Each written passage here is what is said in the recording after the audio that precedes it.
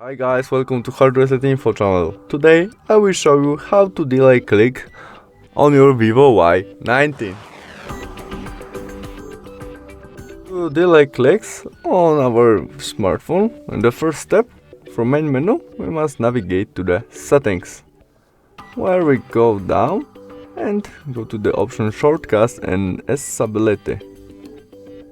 We press that and there the last option, where we scroll down to touch and hold delay, where we can change touch and hold delay from short to medium or long, and when we press long, it can be helped when we touch the screen by chance, and until strong push it won't open anything.